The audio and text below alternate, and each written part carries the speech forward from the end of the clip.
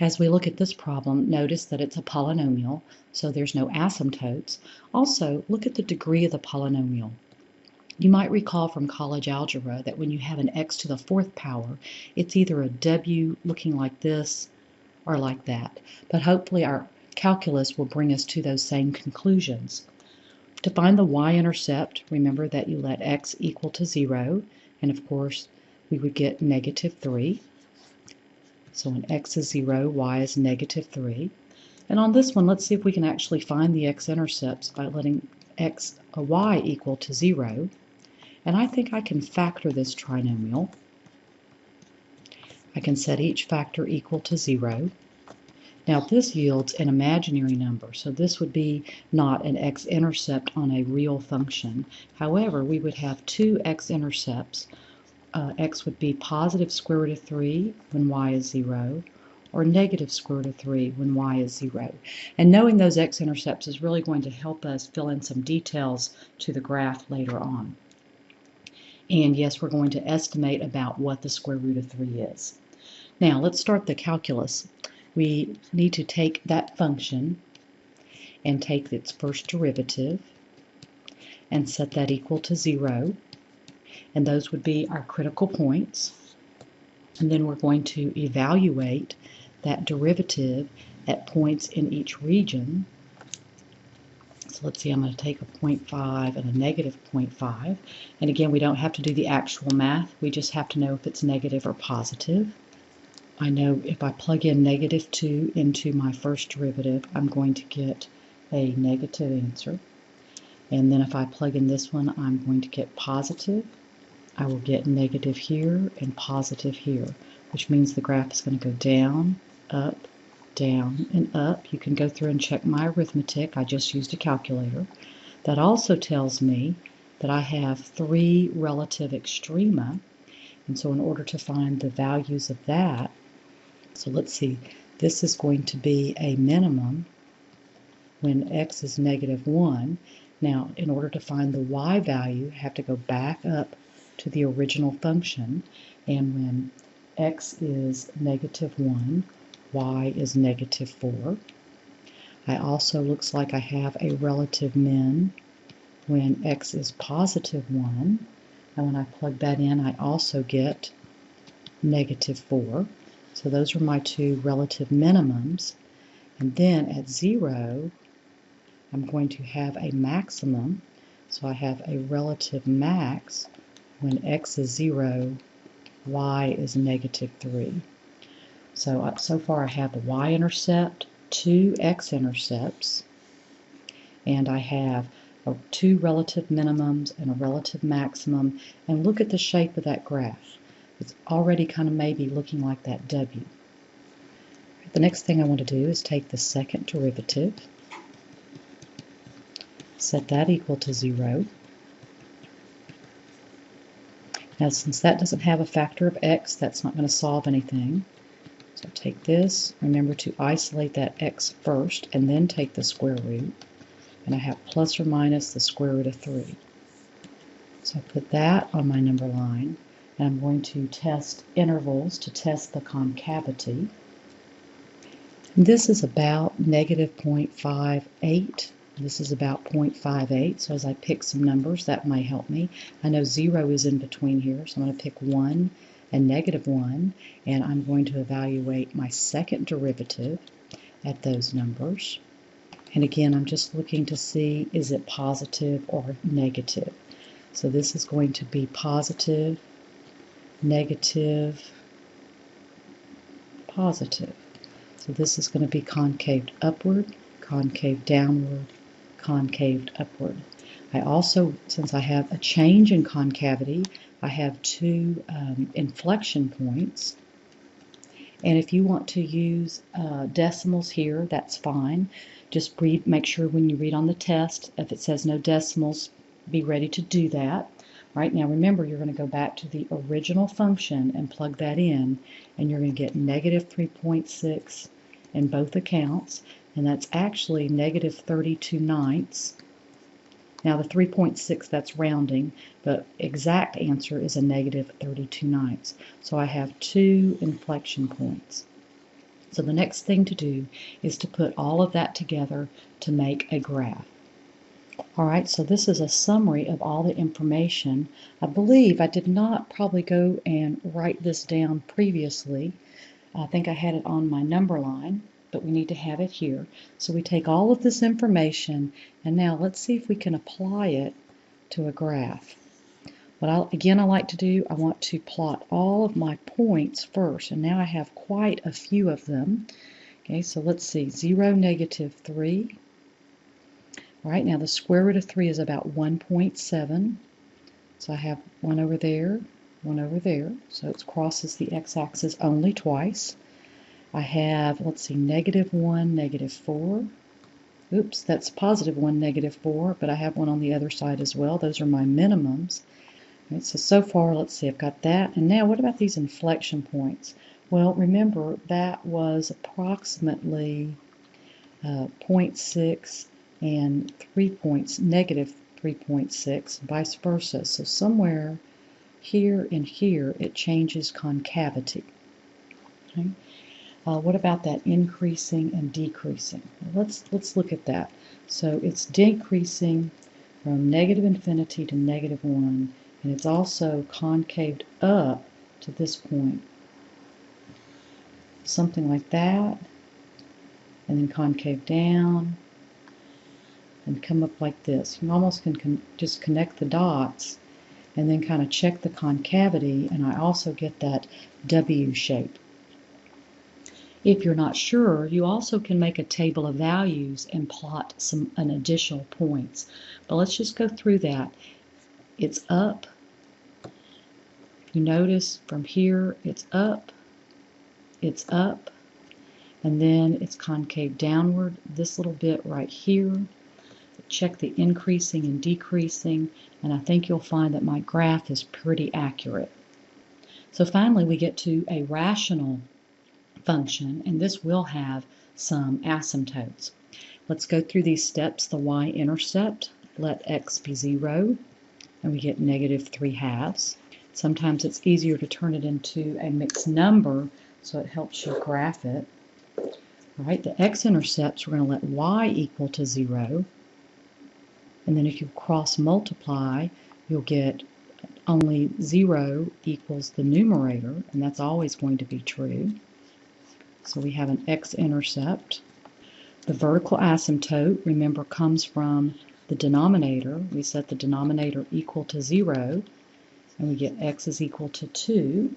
Keep in mind that goes with the domain, that domain is all real numbers except 2. All right, the horizontal asymptote, we're going to take the limit as x approaches infinity. We're going to divide everything by the highest power of x found in the denominator. So that's going to approach 0, that's going to approach 0. We have 1 on top of 1. So our horizontal asymptote is y is equal to 1. Okay, so now let's check about those increasing and decreasing. So we're going to take the first derivative, going to use that quotient rule. The bottom times the derivative of the top, minus the top times the derivative of the bottom, over the bottom squared. I'm going to hopefully get rid of some of this stuff. Maybe some things will fall out. Okay, so that's my first derivative. And then I want to find the critical points. Where does that first derivative equal to 0? Never, because it's a fraction and the numerator can't be 0. It's always negative 5. But it's undefined at x is equal to 2, which is also the same as the function. So let's see what's happening. Now remember, x equals to 2 was that vertical asymptote. So let's see what's happening as far as increasing and decreasing on either side of that vertical asymptote. I'm going to choose 0 and I'm going to choose 3. And I'm going to evaluate the derivative at those points. I'm going to get negative here and negative there as well. Because if you notice, that denominator is always going to be positive. So you have a negative 5 over something positive. So that means it's decreasing on both sides. Right? So we're going to have decreasing, not always, but from negative infinity to 2, and then 2 to infinity, because remember that 2 is outside of the domain. Right? The next thing I'm going to do is take the second derivative. But before I do that, I think what I'm going to do is write this derivative with a negative exponent. Bring that denominator up to the numerator. Then I can take the second derivative by using the power rule. And the derivative of the inside part there is just 1. So my second derivative, that's going to be cubed. Right. So again, that second derivative is not equal to 0. We just have that one critical point of 2. Remember, that's that vertical asymptote. So I think I'll choose those same two numbers, but this time plugging it back into here. So that's a positive over a negative, which is negative, and this is positive. So this means it's concave downward, and that's concaved upward. So from negative infinity to 2, it's down.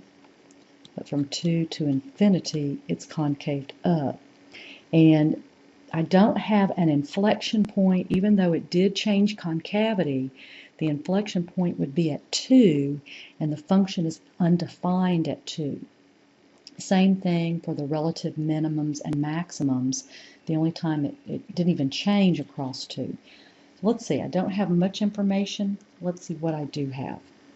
All right, here's the summary of all the information that I have. So again, I'm going to see what I can plot on the graph.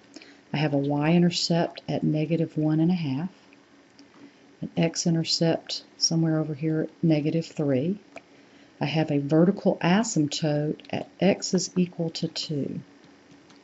You want to represent that by a dotted line. Then you have a horizontal asymptote at y is equal to 1. Remember, that's the graph is going to flatten out and approach that asymptote. So now we have it decreasing from both sides as this vertical asymptote kind of divides our graph into two halves. So we know it's going down, but it's also, let's talk about the concavity here. Okay, it's concave down from negative infinity to 2, and it's also decreasing. So if you look at these 2 points and you talk about the asymptotes, it's going to be flat out here. It's going to go through negative 3, it's going to go through negative 1.5, and then it's going to get closer and closer to that asymptote. Notice it's concave down and it's decreasing. Okay. On the other side of that, we don't have any points.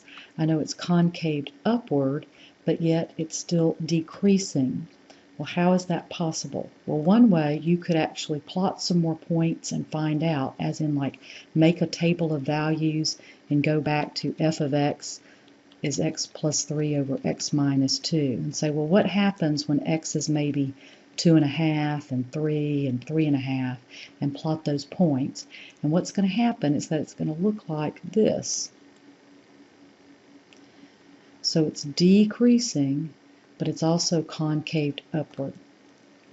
And that's what that graph would look like. And that's a pretty typical rational function. All right, here we have another rational function. We have an interesting looking denominator. All right, so let's see what happens when x is 0.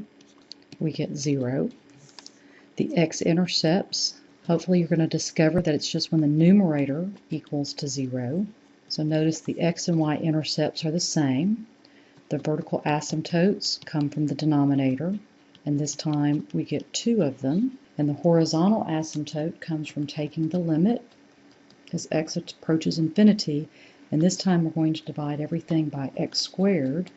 All right, that's going to approach 0. That's 1. Now if I reduce, this is 1 over x, and that also approaches 0. So I have 0 over 1, which is 0. So my horizontal asymptote is y equals to 0. So that's some key information. Now let's talk about the increasing and decreasing. Taking that first derivative, the bottom times the derivative of the top, minus top times the derivative of the bottom over the bottom squared. Now that looks like it might reduce, but it actually doesn't because of those 2 negative signs in the top. All right, so that's my first derivative. When is that undefined? When is that equal to 0? Well, we know that it's undefined at x is equal plus or minus 4 because the function is undefined there and we have that same denominator. But when is it equal to 0? Well, again, we just set that numerator equal to 0. If I put x on the other side, I'm going to get x squared equals to negative. If I take the square root, I'm going to get imaginary. So that tells me it's never equal to 0, but I have that undefined place.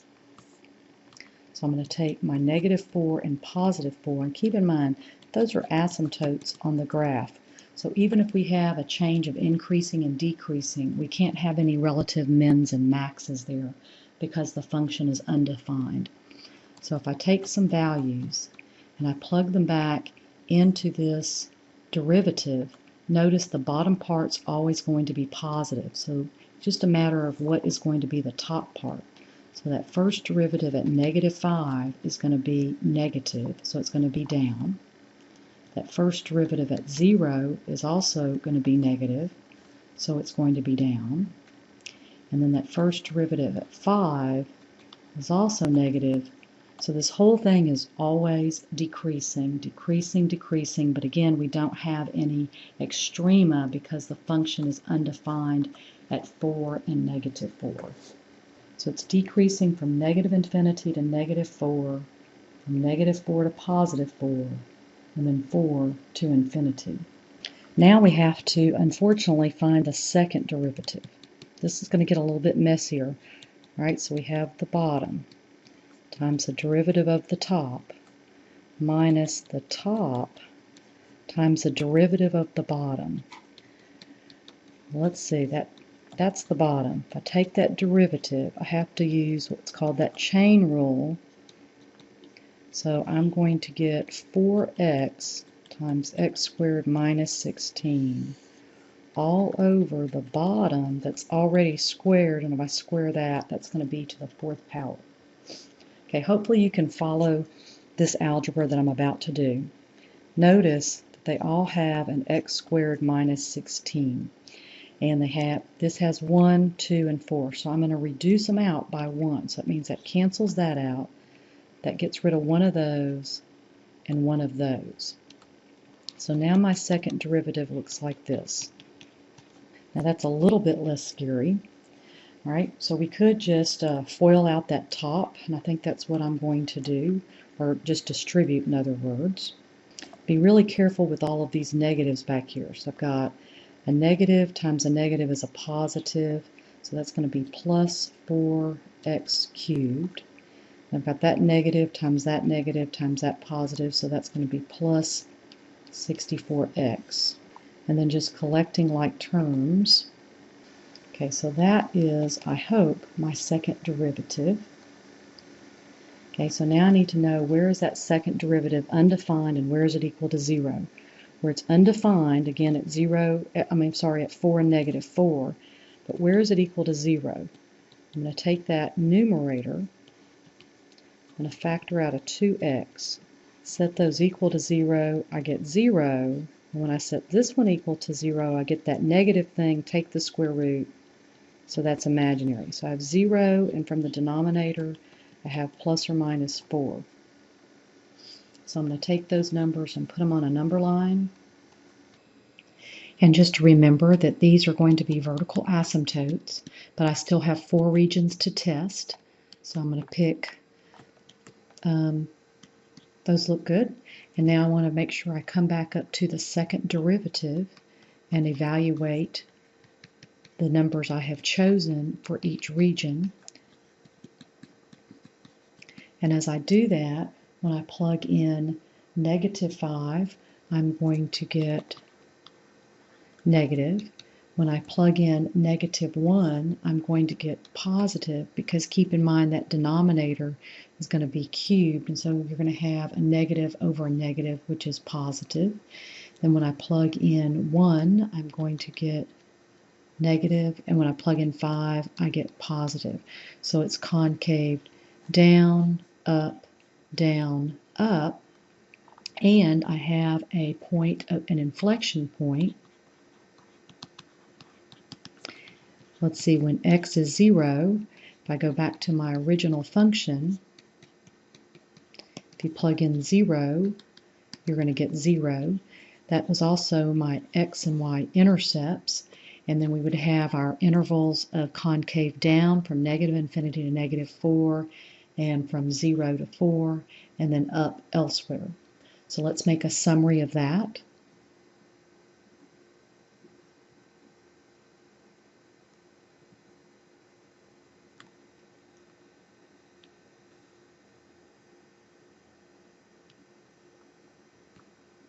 All right, so here's my long summary. As I want to now make a graph, I'm going to plot my asymptotes.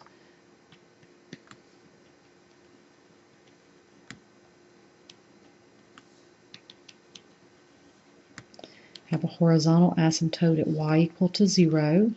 Now just to remind you, graphs can cross the horizontal asymptote, but never the vertical asymptotes. Right, plotting points, we have 0, 0, and we have an inflection point, and that was it. We didn't have any relative extrema or anything. That's pretty difficult. But what it does tell you is that it only crosses the x-axis one time. So let's kind of look between these points. Let's look from -infinity to -4. What do I know? I know it's concave downward, and it's also decreasing, and it cannot cross the x-axis. So if I'm up here and I try to decrease, eventually I would cross the x-axis. So I know that's not possible, right? I also know because of the horizontal asymptote that it flattens out toward -infinity. So I think it gets really close to this, and then it curves down and approaches the vertical asymptote as well. So notice it's concave down and it's decreasing. Right, now let's look at between -4 and 0. What do I know between -4 and 0?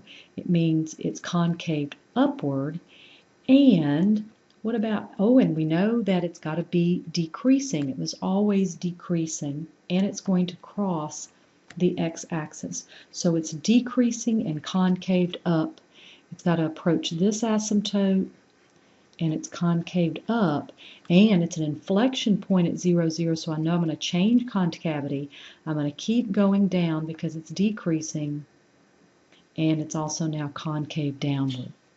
And as I look beyond 4, it's concaved up, and again it's decreasing, but it doesn't cross the x-axis. So if it's decreasing, it means it's got to start up and come down. Now, I've graphed a lot of these, so I have a lot of prior knowledge. Might be the easiest way is to go back and plot some extra points. Remember, this was my function, and so you could plot points using a regular calculator, saying let x maybe being -3, -2, -1, 1, 2, 3, until you get an idea of what that graph should look like.